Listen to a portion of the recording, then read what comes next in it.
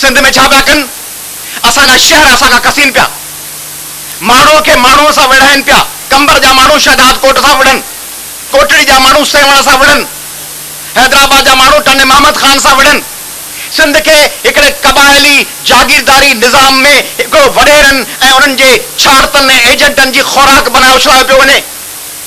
ही चाहिनि था त जीअं अफ़गानिस्तान खे वार लॉर्ड्स जे हवाले कयो वियो, कबायली सरदारनि जे हवाले कयो वियो। ही गुलबदीन हिकमत यार जा माण्हू आहिनि, ही अहमद शाह मसूद जा माण्हू आहिनि, ही दोस्तम जा माण्हू आहिनि। तीअं सिंध खे ॿुधाइजे त ही सिंध पागारनि जा माण्हू आहिनि, ही जतोरनि जा माण्हू आहिनि, ही शिराज़नि जा माण्हू आहिनि ऐं ही एमक्यूएम जा माण्हू आहिनि। असीं लानत था विझूं हुकुमराननि जे हिन मंसूबे ते। असीं कंहिं ॿुधायूं था त असीं संदनि साज़िशुनि खे सम्झूं था। मुंहिंजो सवाल आहे सिंध जे हुननि भाउरनि खां जेके एमक्यूएम जा दलाल ऐं एजेंट बणिजी कम था कनि। सिंध विकामे पई, तव्हांजे माउ जे मथे तां चादर लाथी पई वञे ऐं तव्हीं दलालो एमक्यूएम जा गुण पिया ॻायो। लानत आहे हिन सियासत ते।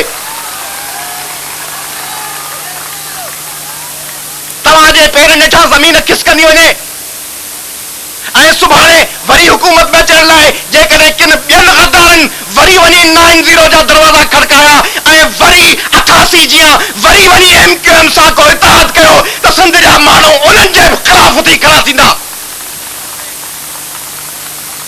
सिंध खे तव्हां जरगनि जे हवाले पिया कयो। चवनि था नेक माण्हू फ़ैसिला कंदा। नेक माण्हू लाहौर में कोन्हनि। नेक माण्हू चङा राज जा सुठा पढ़ियल लिखियल फज़ीलत वारा वॾनि ॾाढ़नि वारा बारिश बुज़ुर्ग माण्हू लाहौर में कोन्हनि, रावलपिंडी में कोन्हनि, फैसलाबाद में कोन्हनि, गुलबर्ग ऐं मॉडल टाउन में कोन्हनि, कराची जे क्लिफ्टन ऐं डिफेंस में कोन्हनि। नेक माण्हू फ़क़ति जेकबाबाद, शिकारपुर, दादू ऐं लाड़काणे में जेके फ़ैसिला कंदा। हुननि इलाइक़नि जा नेक माण्हू केॾां विया? असांखे सच ॾेखारण लाइ चर भेटाई थी वञे।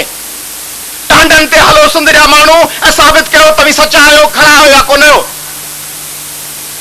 अचो जनरल मुशर्रफ, अरबाब रहीम, शौकत अज़ीज़, अच त तोखां चर भेटायूं, अच तोखे टांडनि ते हलायूं, तोखां पुछूं त ॿुधाए सिंध जो पुटु सम्झी घणा किरोड़ खाधा अथव, घणनि अरबनि में सिंध जूं लॼूं ऐं सिंध जी ज़मीन विकिणनि थो।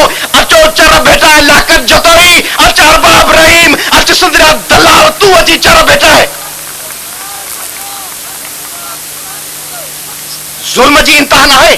सॼे पाकिस्तान में, सॼी हिन रीजन में, सॼी साउथ एशिया में असांखां वधीक सिंधियुनि खां वधीक बैन अल-अक़वामियत जो क़ाइल केरु आहे?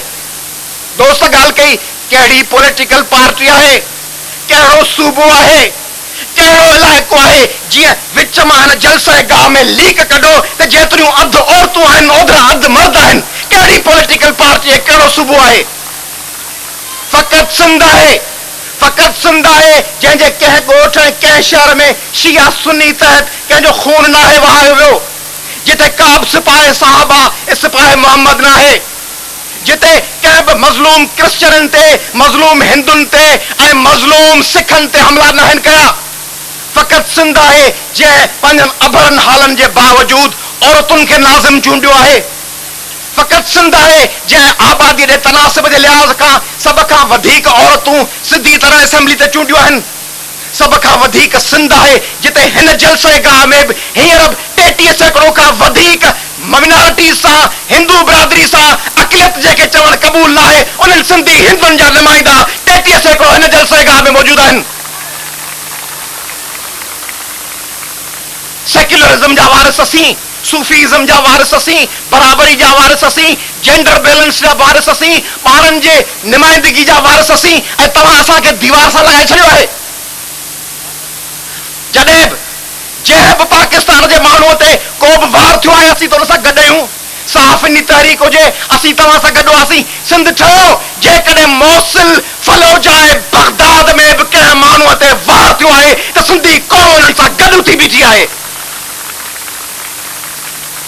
जंहिं वक़्तु बि कंहिंजो तौक टुटो, मूं ईअं सम्झो ॼण मुंहिंजी गर्दन हल्की थी। जे महकूमीअ मां को बि छुटो मूं ईअं सम्झो ॼण मुंहिंजी गर्दन हल्की थी। कंहिं हंध बि मुंहिंजे कातिल जा जे हथ लुॾिया भल मूंखे ॾे केॾो बि घुटो मूं ईअं सम्झो ॼण मुंहिंजी गर्दन हल्की थी। ऐं अॼु जॾहिं फिशर फोक फोरम जे माण्हुनि खे हैदराबाद में दहशत ऐं तशद्दुद जो निशानो थो बनायो वञे, साणुनि मिलण लाइ लाकअप ते पहिरियों माण्हू रसूल बख्श पली जो थो पहुचे, ॿियो केरु कोन थो पहुचे। ऐं अॼु जॾहिं आसमा जहांगीर जे पुठनि तां कपड़ा फाड़े पाकिस्तान में जमहूरियत ऐं इंसानी हक़नि जो जनाज़ो कढियो थो वञे, तॾहिं हुन जे लाइ बुख हड़ताली कैंप ते अवामी तहरीक हुन जी क़यादत थी वे। सवेल बलोच भाउ चयो असांजो साथ ॾियो। जॾहिं बलोचिस्तान में सुई ते वार थो थिए त हड़ताल जो सॾु सिंध थी ॾे। आसमा जहांगीर ते हड़तालूं असीं था कयूं ऐं मोट में असांखे छा थो मिले? आउं सभिनी दोस्तनि खां पुछां थो वोट में असांखे छा थो मिले? ही भिट छा आहे? हिन भिट शाह ते जॾहिं लॉन्ग मार्च जो काफ़िलो कराची ॾांहुं पे वियो, हिन भिट शाह जे रस्ते ते जॾहिं पुलिस लाठी चार्ज कई हुई, असांजे न्याणियुनि जूं रवा ऐं पोतियूं फाड़ियूं वयूं, तॾहिं तव्हीं सभु किथे हो? ॿुधायो सराइकी भाउरो, बलोच भाउरो, पंजाबी दोस्तो ऐं एनजीओ जा दोस्तो ऐं सिविल सोसाइटी जा नुमाइंदो ऐं human rights commission of Pakistan जा नुमाइंदो, जॾहिं सिंधियाणी तहरीक जे औरतुनि खे लठियुनि सां चिचड़ो पियो, तॾहिं तव्हीं किथे हो?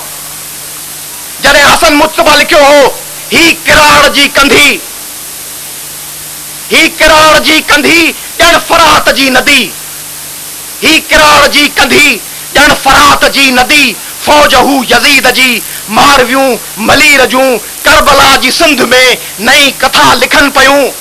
पंध पब जो परे ऐं पियो जबल बरे, ॿारड़ा उञारड़ा ऐं पत्थरनि जूं बारिशूं ऐं मथां शिमिर पुलिस जे लठियुनि जूं बारिशूं।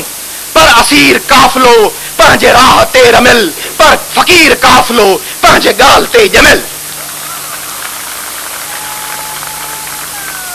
असीं तव्हां सां गॾु आहियूं, तव्हीं बि असां सां गॾु हुजो, तव्हीं बि असांजो साथ ॾियो। छो नथा फैसलाबाद, मुल्तान, बहावलपुर, पंजगौर, खुजदार, कोयटा ऐं ज़ोब में छो नथा जुलूस कढो त कालाबाग डैम रद्द कयो वञे, थल कैनाल ते कम बंदि कयो वञे, एनएफसी में सिंध खे हिसो ॾिनो वञे, सिंध जा शहर विढ़ण बंदि कया वञनि। छो नथा तव्हीं अॻियां अचो? अकबर बुगटी साहब, असांखे तुंहिंजे लाइ लख इज़तूं। तू रोज़ तो बयान नी त सिंधियुनि मां कुझु कोन थींदो। सिंधी 1000 सालनि खां विढ़नि पिया ऐं किरोड़ वठी हथियार फिटा करे गद्दारी करे पंहिंजे क़ौम जे कुख में छो नथा आहिनि?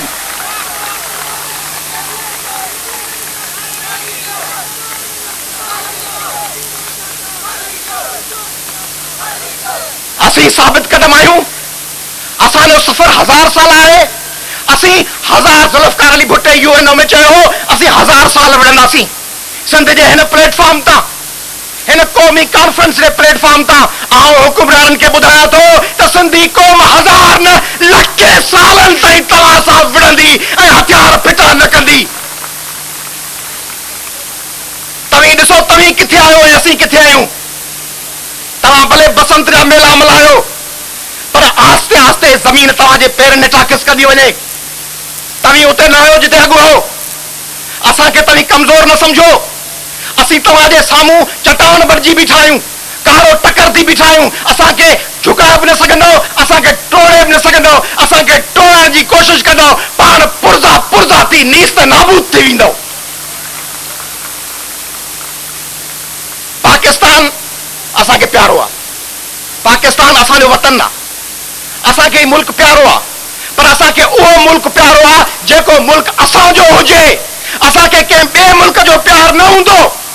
पाकिस्तान खे असांजो पाकिस्तान बनायो, पाकिस्तान खे सिंधियुनि, बलोचनि, सराइकियुनि जो, पख्तूननि जो पाकिस्तान बनायो, पाकिस्तान खे बराबरी जो पाकिस्तान बनायो।